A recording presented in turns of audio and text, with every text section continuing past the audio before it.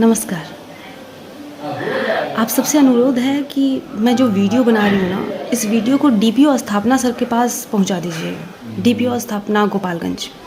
क्योंकि मेरे पास इतना वक़्त नहीं है, इतना सीएल मेरे पास नहीं बचा है कि मैं अपना स्कूल छोड़कर और बार-बार डीपीओ ऑफ़िस के चक्कर लगा पाऊँ।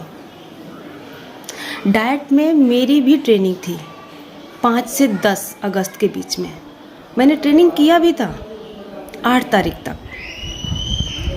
पटना में मेरी काउंसलिंग थी जिसके लिए मुझे 9 को यहाँ से निकलना था और मैंने डाइट के प्रिंसिपल सर से बहुत रिक्वेस्ट की कि मुझे प्लीज़ दे दीजिए छुट्टी, क्योंकि मुझे घर भी आना था।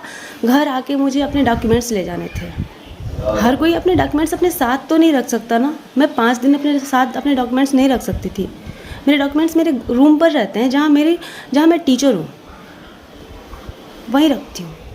मुझे सिवान से फुलवरिया आना था, मुरार बतरा जहाँ मैं रहती हूँ, और वहाँ से अपना डॉक्यूमेंट लेकर अगले दिन सुबह मुझे जाना था पटना के लिए। मैंने रिक्वेस्ट की कि सर मुझे छुट्टी दे दीजिए, मैं अगले दिन सुबह आ भी जाऊँगी। 8 को मैं जा रही हूँ शाम को। मैंने गाड़ी भी बुक कर ली थी कि मैं आऊँ, क्योंकि मैं अकेली, मेरे पास एक छोटी सी बच्ची है सिवान से, मैं अकेली नहीं आ सकती थी ऐसे। मैंने गाड़ी बुक की थी कि मैं शाम को निकल के घर आऊँगी और रूम पर जाऊँगी। रूम पर से मैं अपने डॉक्यूमेंट्स लूँगी और फिर 9 को मैं वहाँ स्कूल चली जाऊँगी और वहाँ से फिर 9 को मैं निकल जाऊँगी। मैंने उनसे रिक्वेस्ट की पर वे नहीं माने। नहीं, भाग जाओ मेरे ऑफिस से, निकलो, भागो, ऐसा उनका लैंग्वेज था मेरे लिए।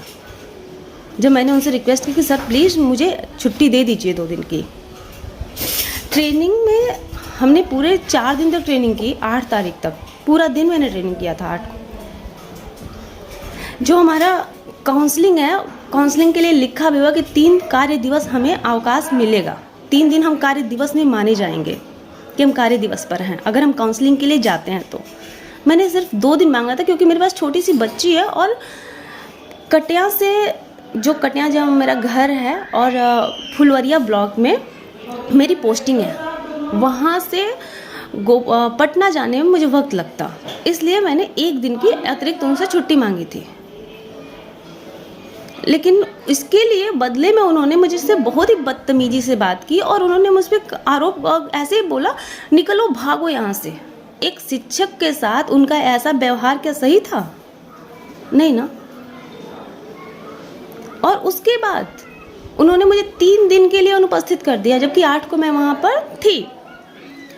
और इसके लिए उन्होंने क्या शाम को जो उन्होंने साइन बनवाए वो दूसरे एक सिंपल अलग से पेज पर बनवाया, और मेरे जाने के बाद में 5:30, 6, 6:30 के बाद उन्होंने दूसरा पेज, जो रेगुलर जिस पेज पे साइन बनवाते थे, उस पर उन्होंने बनवाया।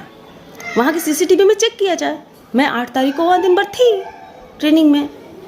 फिर मेरी 8 तारीख का वेतन कटौती क्यों होगा?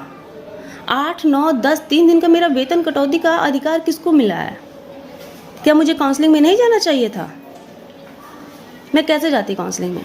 इसलिए आप सबसे रिक्वेस्ट है कि मेरे इस वीडियो को प्लीज़ डीपीओ स्थापना गोपालगंज के पास पहुंचाइए, क्योंकि डीपीओ सर ने सिर्फ 6 दिन में, 10 को हमारी काउंसलिंग खत्म हुई और 6 दिन में उन्होंने ये आदेश दे दिया कि हाँ, मेरा वेतन कटौती कर दिया जाए। जिनके पास आज 17 महीने से 15 महीने की मेरी बच्ची हो गई है और 17 महीने की से मैंने जो मातृत्व अवकाश लिया था 17 महीने पहले, उसका पैसा आज तक, उसकी सैलरी मुझे देने के लिए उनके पास टाइम नहीं मिला। क्या अपने कार्यालय के जो कर्मचारी हैं उनकी वेतन कटौती करेंगे वे? उनके ऑफिस में जाके एप्लीकेशन देने के बाद भी सारे डॉक्यूमेंट्स मेरे सही हैं, सारे डॉक्यूमेंट्स उनके पास पहुंच चुके हैं उनके ऑफिस में, उसके बाद भी अब तक मेरा मातृत्व अवकाश का पैसा मुझे नहीं मिला। इसके लिए किसकी वेतन कटौती करेंगे वे?